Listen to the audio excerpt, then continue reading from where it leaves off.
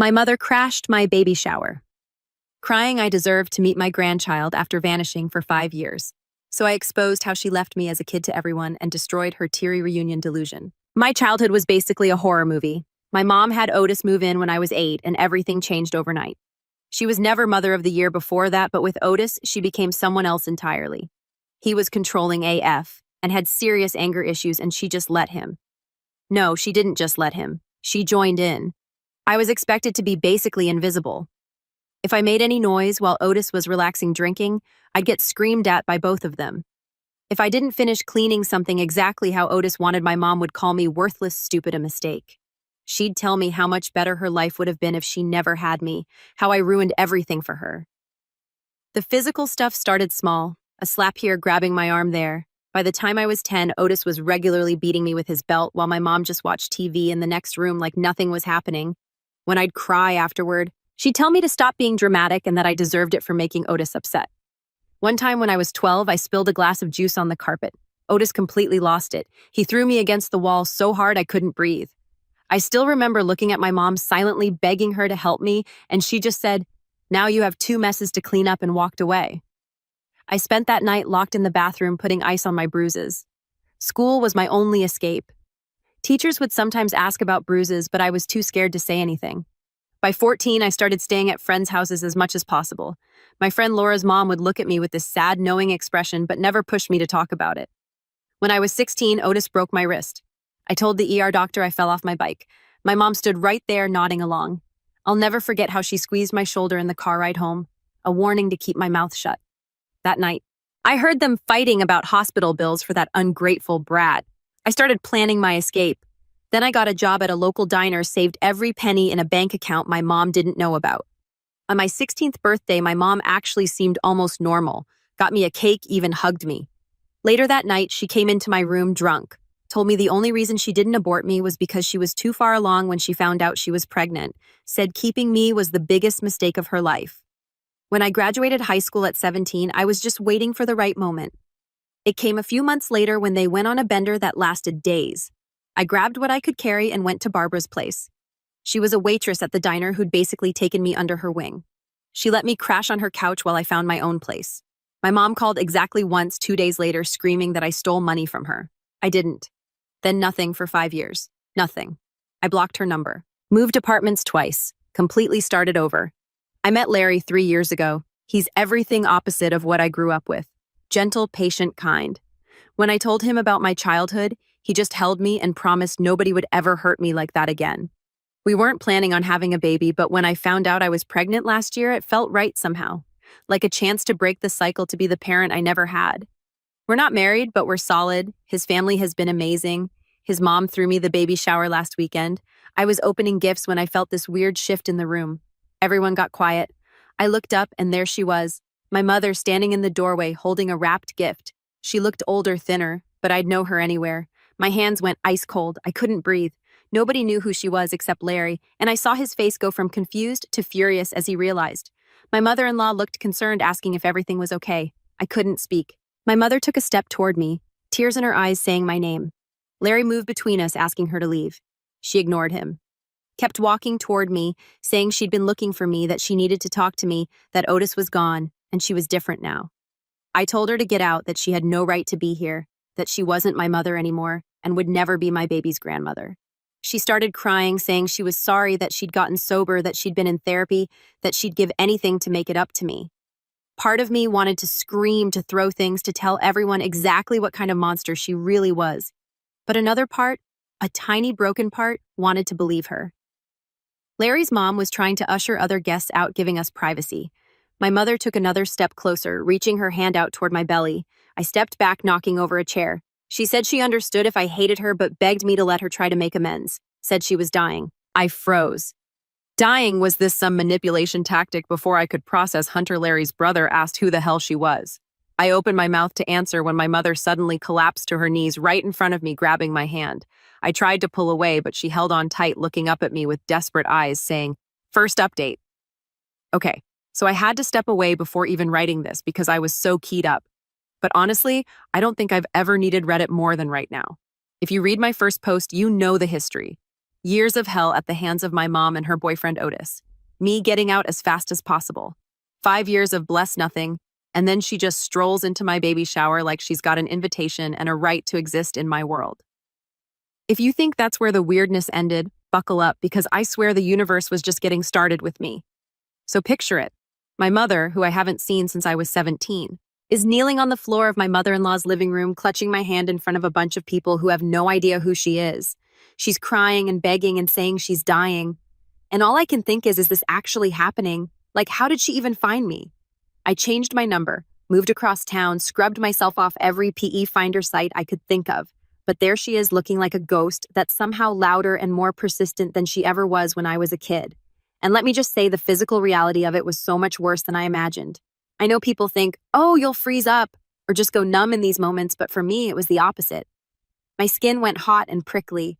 My mouth felt like sand and every part of me was just screaming, "Get off me, get out! Why are you here?" Why now? I tried to yank my hand free, but she had this grip that was all desperation and guilt and whatever else she brought with her. Larry was right there, and I could see his eyes flicking between me and her, but he looked lost. Like nobody tells you how to handle your pregnant girlfriend's arranged abusive mother showing up at your family party. There's no playbook for that. My mother-in-law, bless her, was doing her best to clear the room. She's got this way of hurting people with polite urgency, just quietly telling everyone that I needed a minute, and maybe they could grab some dessert in the kitchen. I'm honestly so grateful for her in that moment, because I could feel the eyes on me, the whispers starting. Hunter, Larry's brother, was still stuck in the middle of the room trying to figure out if he needed to be a bouncer or just call the cops. My mother kept rambling, her words pouring out in this weird, broken-up way. She started saying she was sorry that she had been sober for a year, that Otis was out of the picture, whatever that means, because she never actually said dead, just gone, and that she wanted to be part of my life again. She kept glancing at my stomach, and I could see this hunger in her eyes that made my skin crawl. I don't know if anyone here has ever had a parent look at them like they're an opportunity instead of a person, but that's what it felt like. Larry finally stepped in. He put his hand on her shoulder and told her she needed to leave, that she was upsetting me, and that this wasn't the time or place. But she just ignored him, pulling at my hand harder. I snapped at her to let go, probably louder than I meant to, but I just couldn't stand it anymore. She started sobbing, like full, ugly, crying voice, cracking mucus, the whole deal. She was saying, "Please, please, just listen. I'm sick, I'm dying, I don't have anyone. I need you," over and over like a broken record that's also somehow a guilt trip. At that point, I pulled my hand away with all the strength I had. She lost her balance and kind of toppled sideways, landing hard. Hunter took that as his cue and moved between us, blocking her from getting up again. He was asking, "Do you want me to call the police? Do you want her out?" And honestly, I did. I wanted her gone so bad it hurt. But there was this tiny, horrible part of me that just wanted to hear what she had to say, out of some sick need to know if she actually cared or if this was just another performance. So I said, "Fine, she can talk, but only if she sits on the couch and doesn't touch me." I don't even know where that came from. It just spilled out. My mother, of course, latches onto this like it's a lifeline, scrambling up and perching on the edge of the couch like she's afraid someone's going to drag her away. Larry sits next to me, holding my hand so tight it's almost painful. But honestly, I needed that anchor. My mother starts talking about Otis, how she finally left him, how he's in jail for something unrelated, how she's been alone and working on herself. She says she got cancer and that she's in treatment and that it made her realize how much she regrets what happened. She's crying again, talking about God and forgiveness and how she just wants to meet her grandchild before it's too late. The whole time her eyes keep darting to my belly like she's imagining the baby already in her arms. And here's the thing, I don't believe her. Not really. I mean, maybe she's sick. Maybe she's not. But I know my mother. She knows how to twist a story, how to make herself the victim. She's always been good at that. I wanted to scream at her to tell her she destroyed me, that I don't owe her anything. But I just sat there silent. My jaw clenched so tight, I thought my teeth might break. Larry's mom poked her head in at one point, asking if I needed anything, and I could see the tension in her face. She's always been kind to me, but even she looked like she was about to lose it. Hunter was pacing in the hallway, muttering about calling security or just tossing my mom out himself. Meanwhile, my phone kept buzzing on the table, texts from friends who'd left asking if I was okay, if I needed them to come back. My mother must have sensed she was losing her audience because she turned up the drama. She started shouting, saying I was ungrateful, that she did her best, and that I never appreciated her sacrifices. She went on about how hard it was to be a single mom, how Otis made her life hell too, how I could never understand what she went through.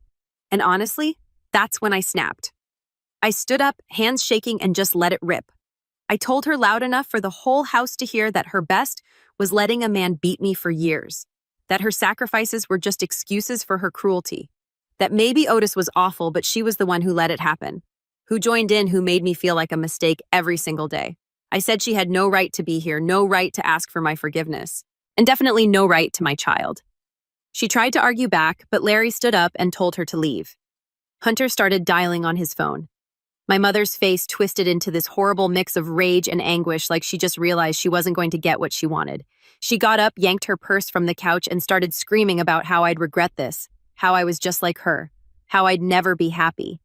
And then, because apparently we hadn't hit rock bottom yet, she tried to lunge past Larry toward me. He blocked her with his body, and she started hitting him with her purse, shrieking at the top of her lungs. Hunter grabbed her arm and tried to pull her back, but she dug her heels in and kept swinging, screaming that she wanted to see her grandchild, that I owed her that much. My mother-in-law came back in, saw the chaos, and immediately started shouting that she was calling the police. My mother froze for a second, then bolted for the door. Hunter locked the door, double-checking it like she might come back any second. Larry wrapped his arms around me, but I couldn't relax. I kept expecting her to start pounding on the windows or something. My mother-in-law started apologizing, saying she had no idea, asking if I needed anything, if I wanted to stay at their place for the night. I couldn't even answer. I just sat there staring at the overturned chair, the scattered gifts, the ugly red mark on my wrist where my mother had grabbed me. Eventually, Larry and I packed up our stuff. I left most of my presents behind, just wanting to get out. The car ride home was brutal. Larry kept glancing at me like he wanted to say something but didn't know how. I just stared out the window, replaying everything in my mind, wondering if I'd done the right thing. If there even was a right thing. When we got home, I checked my phone and saw a string of missed calls from unknown numbers. Voicemails too, but I couldn't bring myself to listen to them. I just blocked the numbers and put my phone on silent.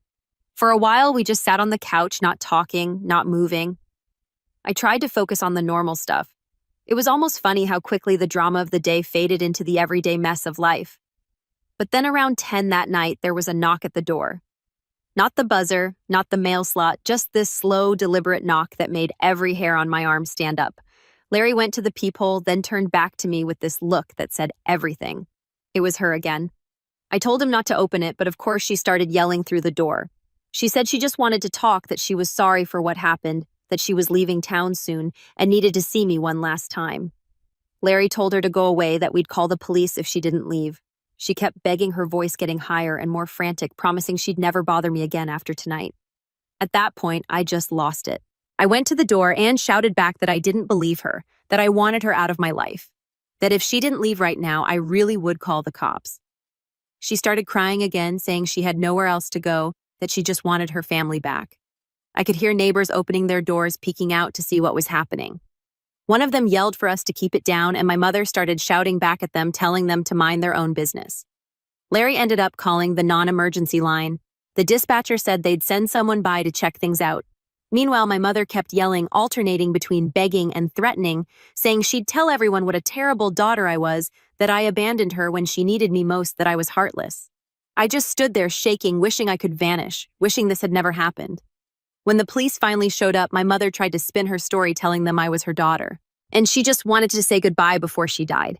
The officer looked at me, asked if I wanted her trespassed, and I said yes. He told her she needed to leave, that if she came back, she'd be arrested. She started sobbing again, but the officer didn't budge. She finally left, sobbing and cursing, and I watched her go down the hallway, her shoulders hunched, her head down. She looked so small, but I couldn't feel sorry for her. Not after everything. We locked the door, double-checked the windows, and just sat there not saying anything.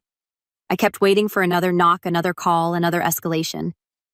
But for the rest of the night, it was quiet. I didn't sleep.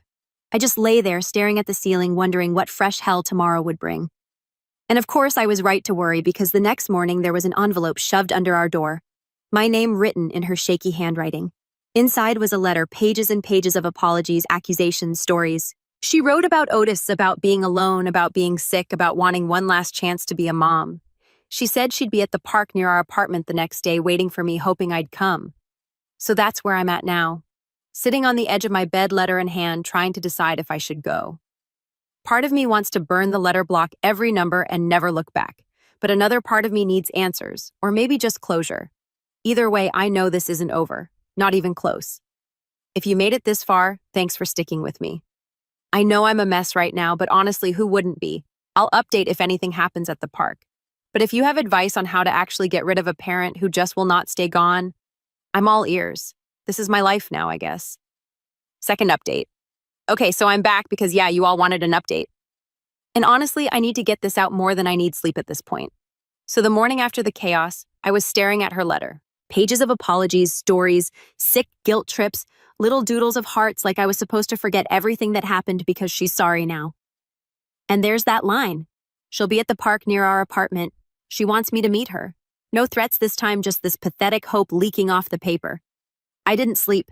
Larry barely slept either. We kept whispering back and forth about what to do if I should go or just block her for good. He wanted to call the cops again. He was talking about restraining orders, but I just kept thinking, is it really that easy? Like I'd seen her get physical, sure, but is she dangerous or just desperate? Do I want to open that legal can of worms, or do I just want her to go away on her own and NGL?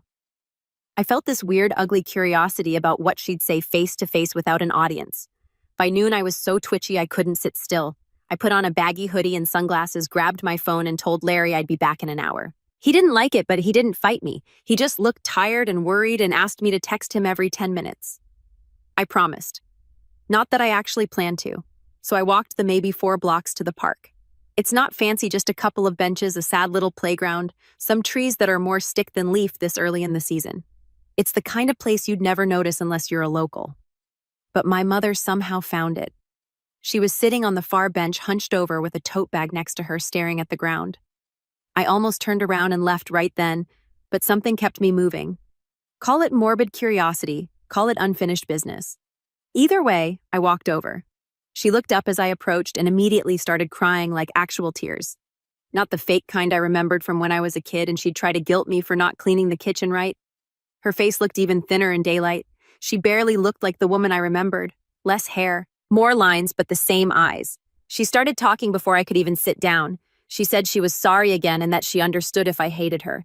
She said she'd been sick, that she was getting chemo, that Otis was gone for good. I asked what that meant, and she said he was in prison. She didn't know if he'd ever get out, but she didn't care.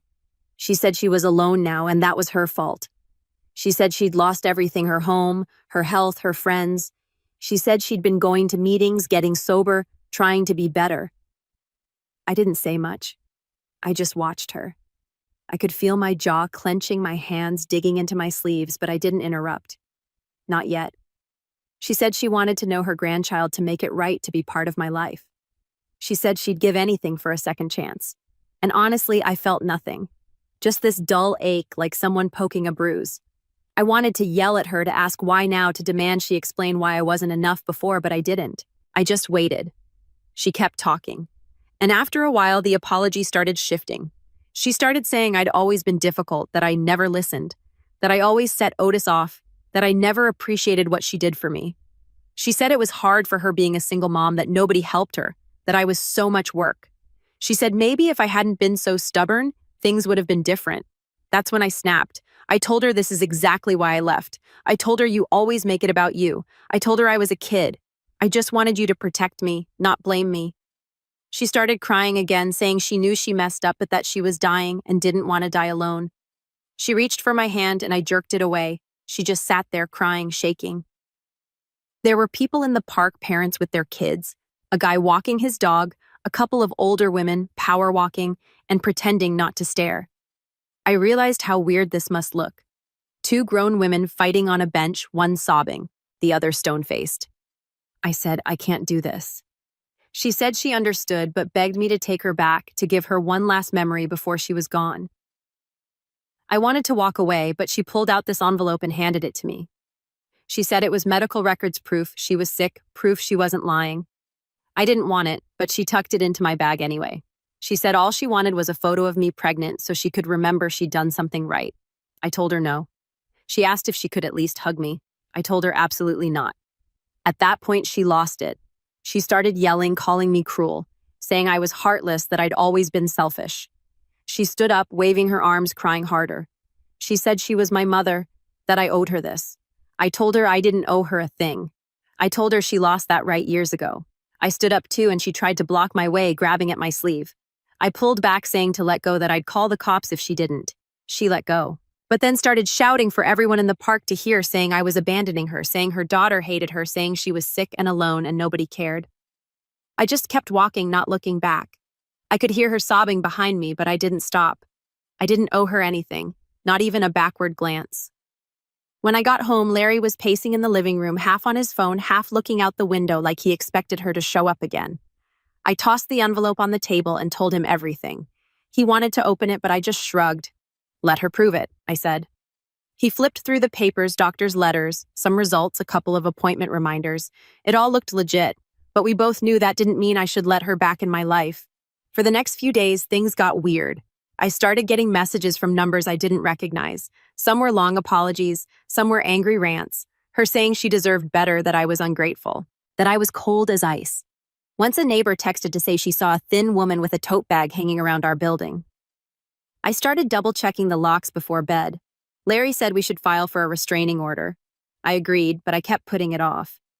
Part of me was just so tired, and part of me still felt petty, like I wanted to see if she'd actually give up on her own. A few nights later, we were eating dinner takeout, because who has the energy to cook when your entire life is a dumpster fire? When someone started buzzing our apartment over and over, Larry checked the camera. Yep, it was her, standing there looking wild-eyed and desperate. He buzzed her off, but she wouldn't leave. She started yelling through the intercom, pleading, then cursing, then crying again. We ignored her, but she kept at it. Finally, one of the downstairs neighbors came up and started yelling at her to get lost, to stop causing a scene. She finally left, but the next day, there was another letter at our door. This one was shorter, angrier. She said she'd never forgive me for this. She said she hoped my baby never treated me the way I treated her. She said I was heartless and that I'd regret it. She said she'd see me again whether I wanted her to or not. At that point, Larry put his foot down. He said we needed to actually file for a restraining order. He said he'd go with me, that we should go together first thing in the morning. I agreed, but I could see how stressed he was. He was snapping over little things, dropping his keys, tripping over the laundry basket, yelling at the phone when it wouldn't connect to the Wi-Fi. He's usually so chill, but this whole thing was making him jumpy. I felt bad, but also, what was I supposed to do? Pretend this wasn't happening, just let my mom camp out on our doorstep. The next morning, we went to the courthouse. It was crowded and slow, and I felt super awkward explaining everything to the clerk. She asked if I had police reports. I said yes, from the night my mom showed up at our apartment. She handed me a stack of forms to fill out. It took forever. Larry kept rubbing my back, trying to be supportive, but I could tell he was as uncomfortable as I was. We turned in the forms and were told to wait for a hearing date. That night, I got a DM on Instagram from an account with no profile pic, just a string of numbers. It was her. She said she was sorry again, that she would leave me alone, that she was leaving town soon. But then in the next message, she said she couldn't promise not to come back, that she just wanted to see her grandchild, that she hoped I'd forgive her someday. I blocked her. I blocked every number I didn't recognize. I blocked every account that looked even a little bit suspicious. I felt like I was playing whack-a-mole with my own life. But then things actually got worse. If you're still reading, sorry, but seriously, it gets dumber. About a week after the park incident, I was coming home from grocery shopping. I had both hands full of bags keys in my teeth like an idiot.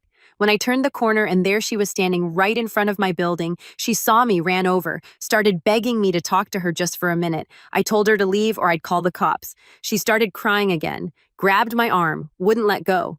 I yelled for her to let me go, and a neighbor came out and started yelling at her. She finally let go, but not before telling me she'd never give up, that I was her only family. I went straight upstairs, locked the door, sat on the floor shaking. I called Larry, told him what happened. He came home early, checked the hallway, kept looking out the window every few minutes like he expected her to be camped outside. I called the police, non-emergency line, reported the incident, gave them her name, description, everything.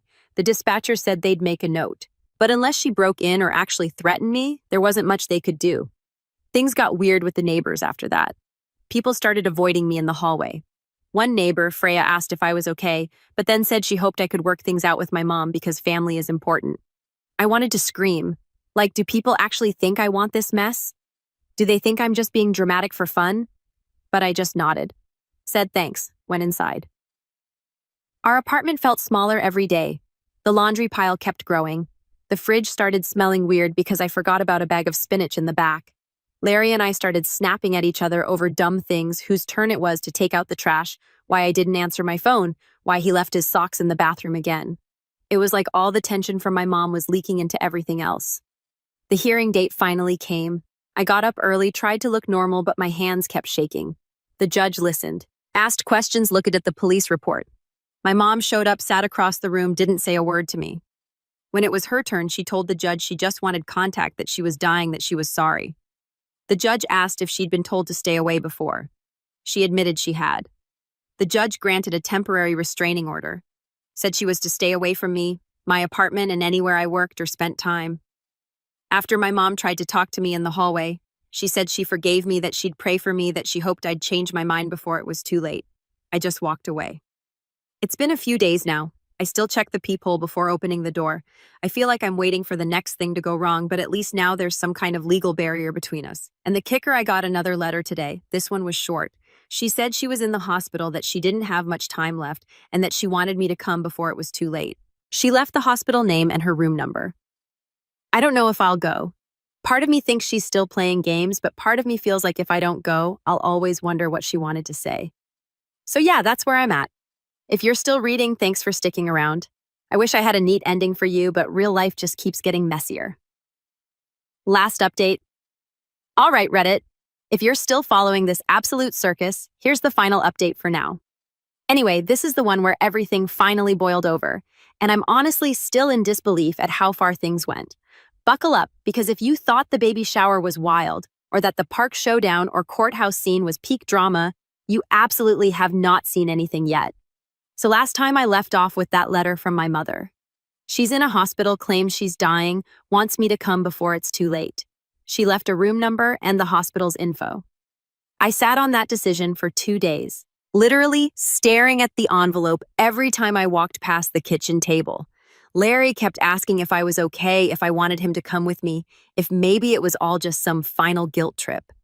I kept saying I needed time to think. I wasn't sure if I was supposed to feel sorry or angry or just completely done. It was all just exhausting. But I couldn't shake the feeling that if I didn't go, she'd find some way to make me regret it anyway. So 2 days later, I woke up to yet another text from an unknown number. It just said, "Please, I'm scared. Come soon." I showed Larry. He kind of rolled his eyes, but he also said, "If you want closure, let's just get it over with." I guess that's what finally pushed me. I texted back saying I'd come by that afternoon, and left it at that. We drove over in the early afternoon.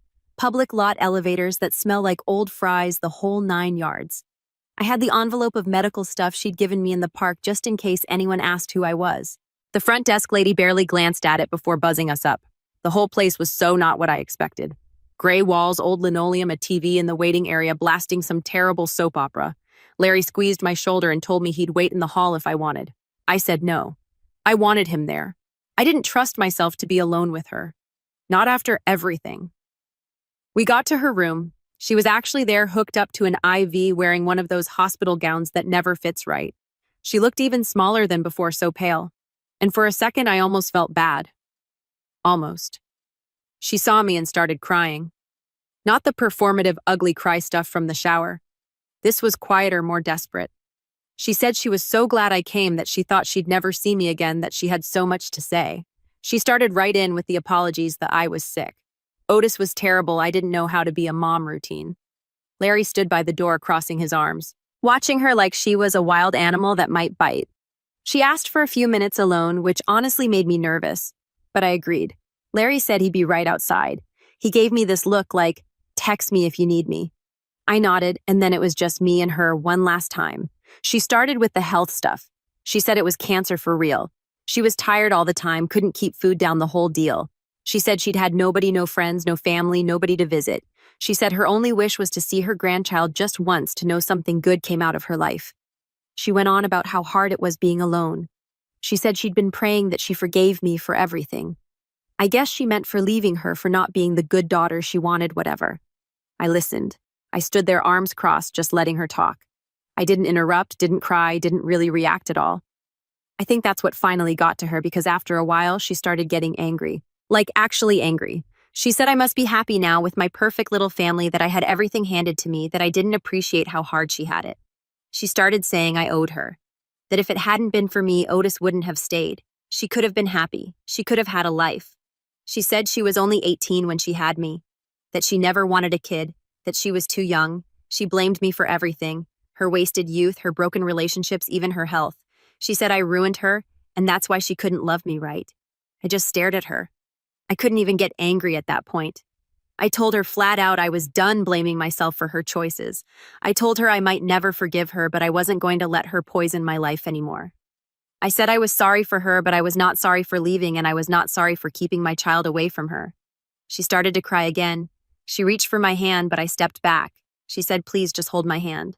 Just let me see the baby once." I shook my head. I said, "You don't get to do this. You don't get to hurt me for 20 years and then show up and demand forgiveness because you're dying."